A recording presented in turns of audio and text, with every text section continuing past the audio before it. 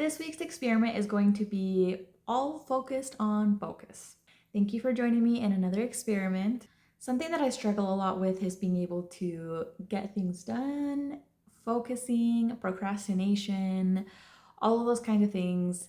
Usually when I have a task that needs to be done, I kind of tend to push it off. So one thing that I wanted to talk about this week is that theme of procrastination and not being able to focus. If that's something that you also struggle with and you've heard of this technique called the Pomodoro method, then this video is the video for you. That way you can kind of see if it's something that you want to try out, if it'll serve you, if it doesn't, kind of what is it, how does it work, etc.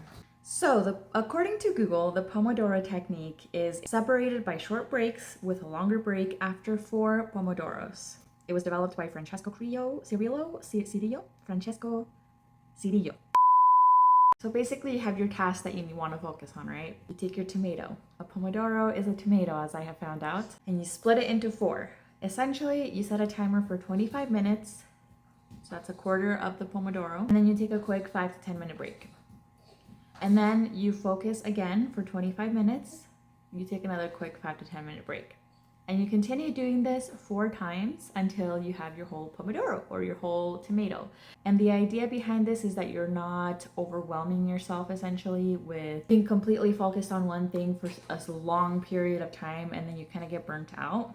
So I tried it out this week. Basically, I tried this on 2 different types of tasks because there are different types of tasks that people need to get done. There's like doing type of tasks such as like things around the house or maybe like at work, basically just like busybody moving around type of tasks. And then there are tasks that are more like mental, where you're kind of having to sit down and focus on doing something like on the computer or taking notes or studying or whatever it is that you need to do. So I tried both of them out. Okay, we're starting the stopwatch now.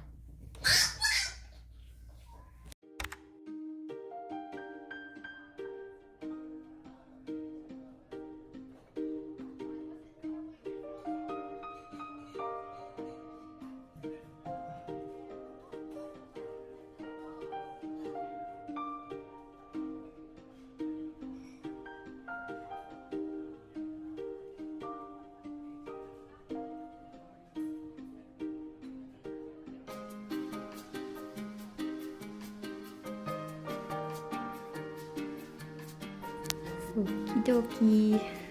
Let's go up there. Fresh. And for 5 minutes.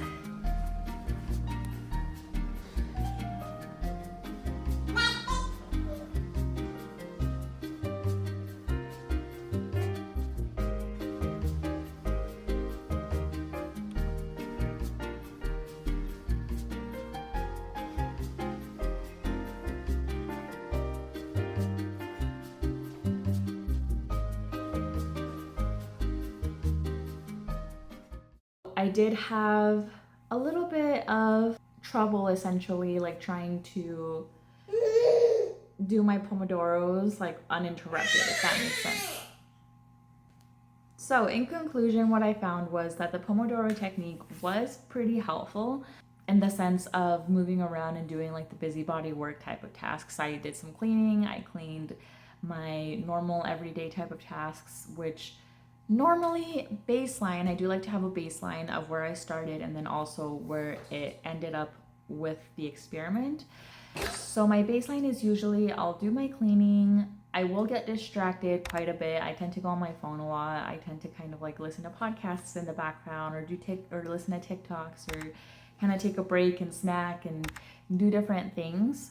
So that was kind of my baseline as far as the cleaning part goes. And then after I did the Pomodoro technique, I realized that it did help me focus more essentially and kind of, I think because my brain knew that I was going to have a 5-minute break coming up soon, I focused more on the project that I was doing at hand in my 25 minutes of work.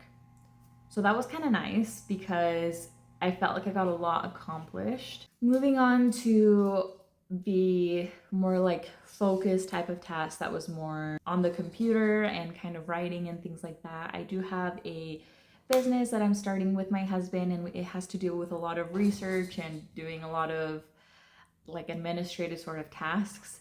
And so this week I was definitely focused on doing those tasks. And I tried doing the Pomodoro technique while I was doing it. As for me personally, when I get into like a sort of focused state, it is a little bit harder for me to kind of like snap out of it. I do tend to like hyperfixate on things quite a bit. It's so, and I guess that's kind of like my specific personal problem is like I'll procrastinate, get very unfocused, and then I will get super hyper focused on something, and then it's kind of like hard to like snap out of it and take a break and all that kind of stuff. So it did feel like when I did stop to take a break for my sit down task, it did feel like it was kind of like interrupting a little bit, if that makes sense. Whereas for the up and moving type of task, it didn't feel like it was interrupting as much, because I feel like when you're kind of moving around, you do tend to kind of want to take a break a little bit. But I guess that's the nice thing about the Pomodoro technique, is that it does kind of give you like a few minutes to kind of rejuvenate, take a break. That way you don't get burnt out, and that's the end goal of it. So I didn't feel burnt out after doing it for like the 4 Pomodoros, essentially the 4 Pomodoro slices. The pros that I would probably say for the Pomodoro technique would be that it did help me focus. It helped me to also be able to recognize when I needed a break. It also helped me to recognize when I needed a break. That way I didn't get super hyper fixated on a specific task. And the nice thing about the breaks too is that I was able to kind of spend some time with my daughter. I was able to make myself a coffee. And also the nice thing about the Pomodoro technique is that once the 4 segments were done, I was able to kind of look at the whole, like that I completed, and I was able to accomplish all of these tasks within this period of time. And so it felt like a more accomplishing type of sensation, if that makes sense. Cons with the Pomodoro technique. At times it did feel a little bit intrusive. And if you're somebody that is kind of like me, where you procrastinate, and then you super hyper fixate on something, and it's kind of like hard to like move away from it, I'm not totally sure that the Pomodoro technique would be such a great technique to use, just because it did feel like I was kind of like pulling away from my moment of like creativity, where I was like, I could keep going. Like I could essentially like keep going and kind of finish this task at hand. However, and that's kind of where I feel like it is a little bit of up in the air about how you personally work. For me personally, because I am a stay-at-home mom and I do have my daughter here with me, it did kind of feel a little bit hard to follow the routine of like 25 minutes, 5-minute break, 25 minutes, 5-minute break. Because if you're a mom, you know, like it's not like you can just set a timer and just focus on that one thing and then do 5 minutes. You're having to stop, your baby's crying, you're breastfeeding, if you breastfeed, or you're giving them food. They want to play, they need their diaper changed. Any sort of little thing that looks like they're going to fall over, or they hit themselves in the head with something and then they start crying. I was effective, but I didn't feel like it did feel like there were times where it wasn't as effective as it could be, just because of my personal situation being a mom. The Pomodoro technique, in my opinion, is perfect if you are a college student, if you are a working professional, if you really need to get something done and you just like you tend to get burnt out easily, but you also need to get that thing done. It's perfect for you for that.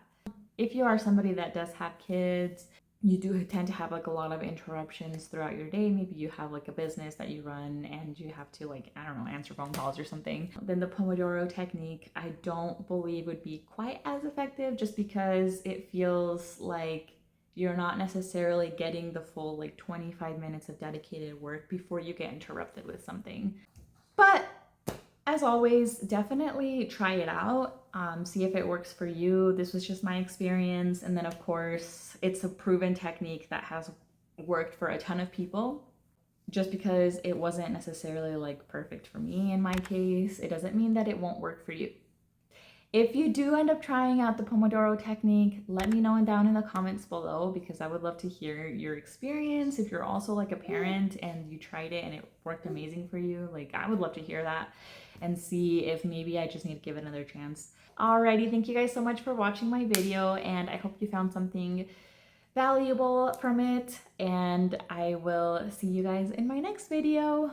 Bye!